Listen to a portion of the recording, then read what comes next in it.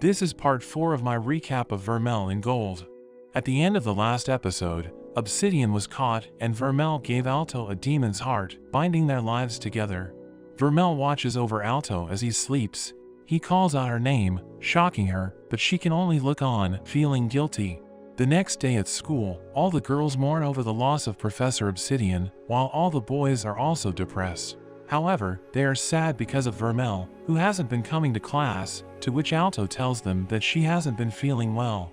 Lilia confronts Vermel about being a demon. Vermel apologizes for lying and feels bad that Alto got hurt because of her, but Lilia doesn't care that she is a demon because she's not evil, and her feelings for Alto are real. Lilia comforts her and says that she trusts Alto to keep her in check if she goes out of control again. Vermel returns to Alto's room and apologizes to him once again, but Alto is relieved she is feeling better and the two make up and kiss. The next day, Vermel gets a uniform to wear, but it just doesn't quite fit. Alto panics, feeling embarrassed but is happy that Vermel is back to joining him in class. Elsewhere, at a church, surrounded by bodies, we meet a Platinum-level witch named Helio and the ex-Platinum warlock, Iolite.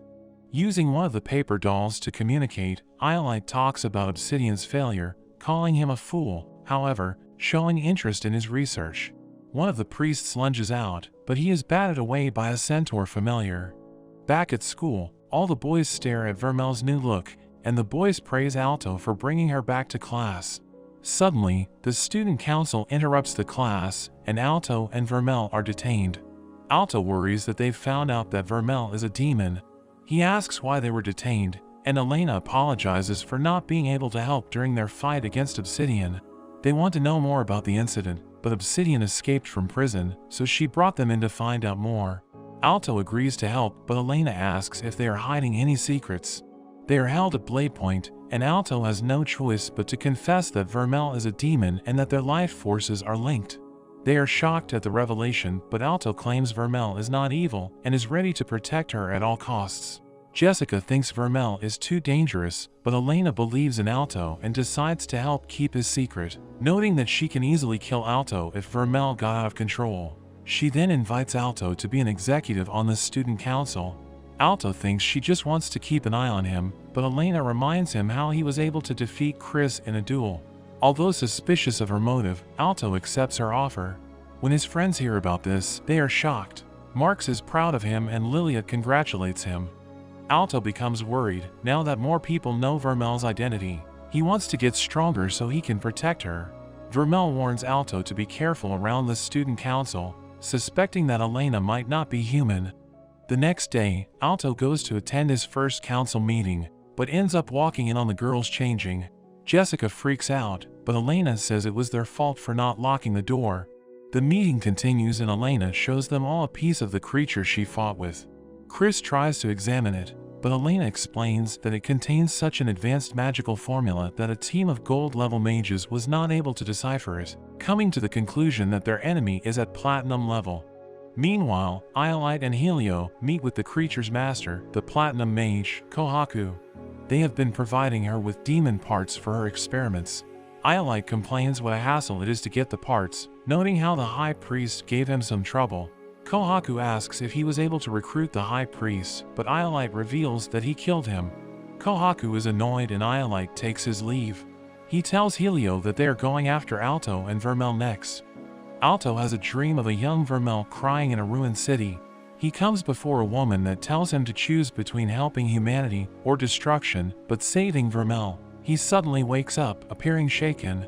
He goes to study, feeling worried about his upcoming bronze exam. Vermel tries to reassure him, but he has been feeling pressure from the council to pass, especially from Chris. Vermel helps him to prepare, as she kisses him and supercharges his mana. The next day, Alto gets his things together for the exam.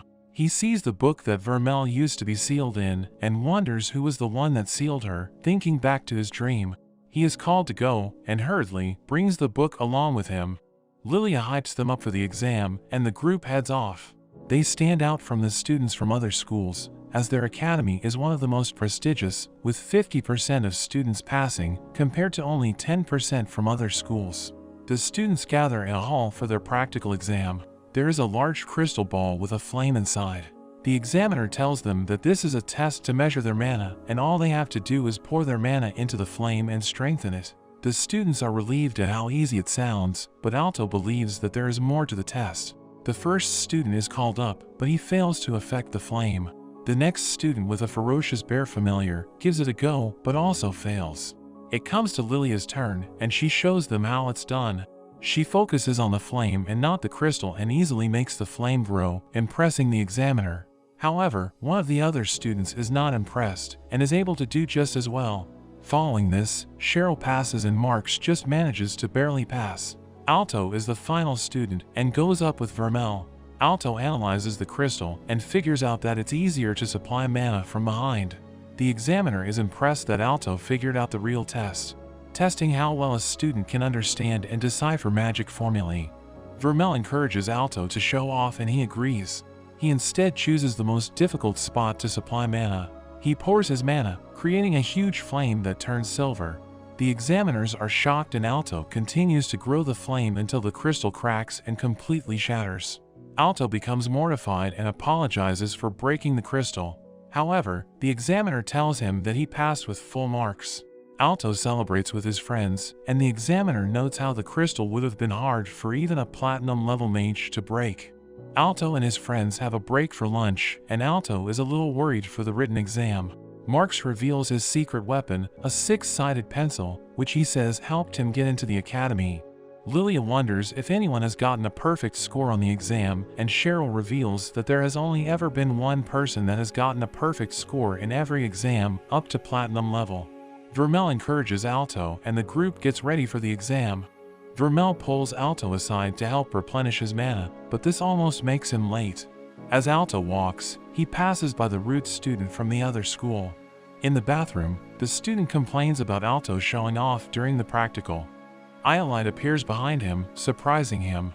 The student dismisses him and tries to leave, but ends up getting killed as he bleeds and falls over. Iolite then steals his test ticket to sneak into the exam. Alto rushes to the exam and makes it just in time. Familiars aren't allowed in, so Vermel wishes them luck. Alto takes his seat and soon after, Iolite takes the seat beside him and wishes him good luck. But that's the end of the video. Don't forget to like and subscribe. Thanks for watching and I'll see you next time.